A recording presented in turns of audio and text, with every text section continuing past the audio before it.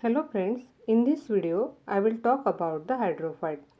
Hydrophytes are the plants adapted to live in waterlogged soil or in water.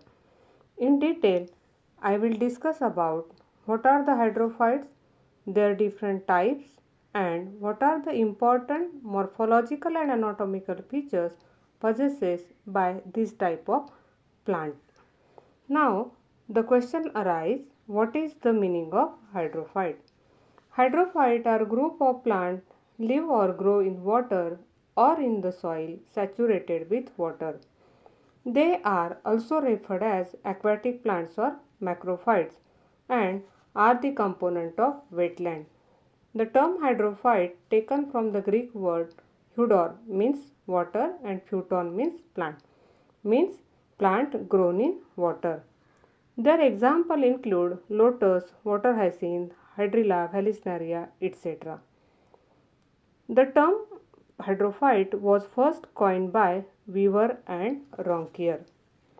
Hydrophytes are not only grown in water bodies like river, ponds, lake, but also found in waterlogged soil, that is, wetland, swamps, marshes, etc. There are some limiting factors for hydrophyte, such as low concentration of light and oxygen, as water is present in excess amount surrounding to this type of plant. This creates an anaerobic environment due to which plant develop specialized adaptations for growth and reproduction. Now, let's see the classification of hydrophyte. According to the way in which they develop in water, they are classified into three major groups: submerged hydrophytes, floating hydrophytes, and the amphibious hydrophyte. Submerged hydrophyte further divided into rooted and free floating submerged hydrophyte. Floating hydrophytes are also divided into free floating and floating with roots. So, the first is submerged hydrophyte. What they are? So, they are the plants which grow below the water surface, means they are not in contact with the atmosphere. They remain submerged in water. They are further divided into first, rooted submerged hydrophyte, means they are wholly saturated in the water and rooted in the muddy substrate. Examples: Vallisneria, Potamogeton, Hydrilla, etc. Here you can see the picture of Hydrilla. Second is free floating submerged hydrophyte, means they grow under the water stream and are not in contact with the air. Their example include Ceratophyllum, Najas, Articularia. Here this is the picture of Ceratophyllum. Second is floating hydrophyte. Floating means they float on the surface of water and remain in contact with the water as well as air. Like submerged hydrophyte, it also subdivided into two major groups. First, free floating hydrophyte, which float on the surface of water stream and not rooted. Their example include Wolffia microscopia. Here this is the image of Wolffia. Second is rooted but free floating. They are partly submerged in the water where leaves, shoots and the flowers float on the surface of water and roots remain attached to muddy substrate of river or lake. Leaves are with long petiole. Common example of it is Nymphia, Victoria regia, Marsillia, lotus, etc. Here you can see the picture of Nymphia. The third is amphibious hydrophyte that grows in shallow water. The plants in this group can thrive in both aquatic and terrestrial habitat. They are usually rhizomatous or cormous perennials. Rhizomatous means they have the rhizome.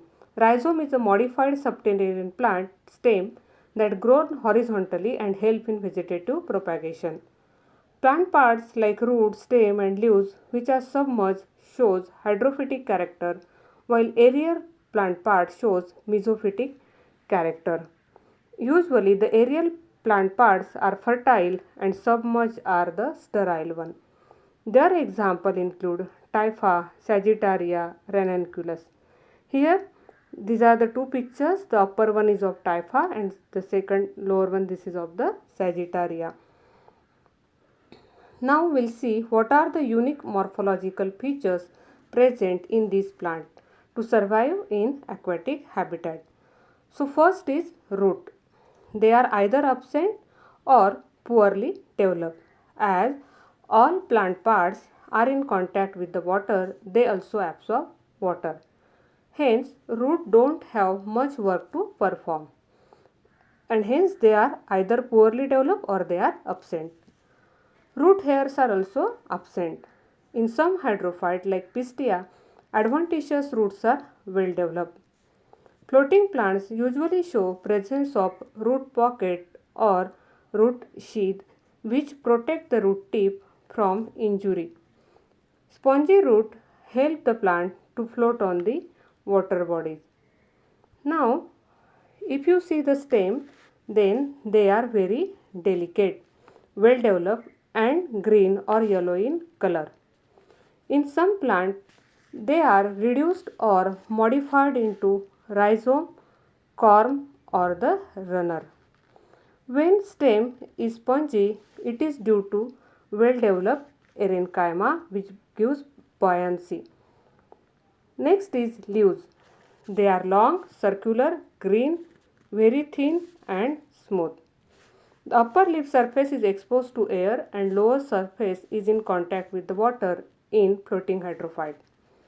Many hydrophytes shows heterophyly, that is production of different forms of leaves in the on the same plant. For example, in submerged aquatics with free floating aerial leaves, the submerged leaves are generally linear, ribbon shaped or highly dissected, while floating or aerial are circular or lobe. In free floating hydrophyte, leaves are smooth, shining and coated with the wax. Wax coating present or protect the leaves from mechanical injury and stomata from clogging with the water. Here are some examples which shows morphological adaptations. First one is Limnophila. Here you can see it is showing the heterophyly, that is the normal leaf are present in the aerial part and dissected leaf present in the submerged plant. The next example is of the spongy petiolin Eichhornia, which helps in keeping the buoyancy in plant and allow them to float on water. In third figure, you can see the Ludwigia plant. It is showing the spongy root. Now, we'll see the anatomical features within the hydrophyte. Here, this is the TS of stem of Hydrilla, that is the submerged monocot. Here, you can see the anatomical adaptations shown by the hydrophyte. The first is cuticle. It is either absent or thin and waxy in both root and stem. Epidermis is single layered, thin walled and meant for absorption and not for the protection. Hypodermis is poorly developed if present. Cortex is well developed with numerous air chambers. Here you can see the air chambers which are formed by the parenchyma. Here in the aquatic plant, parenchyma get modified into the parenchyma for aeration of internal tissue which help in the buoyancy. Fifth one is stomata. Stomatas are absent in submerged plant. In floating one, many stomata are present only on upper surface and they usually remain open for most of the time. Some plant shows the presence of hydathodes, that is stomata without guard cell. Now coming to the conducting tissue, they are less evolved, especially xylem, which shows the presence of only tracheids while vessels are less common. As all plant parts are in contact with water and they can absorb water, so special conducting tissues are not needed in the hydrophyte. Eighth one is, if you see the uh, you can see the reduction in the supporting tissue like the sclerenchyma. As water itself gives the support to the plant, here mechanical tissues are either less evolved or they are completely absent. Now coming to the last point, that is this, what are the significance of hydrophyte? The first important significance is they help in stabilizing the shoreline. They also help in the removal of toxic pollutants like nitrogen and phosphorus. They are the producer for aquatic organisms like larvae, fish, tadpole, etc. They help in weed control and also help in trapping sediments and limits the process of erosion. These are the references used for making this particular video. At last, thank you for watching the video.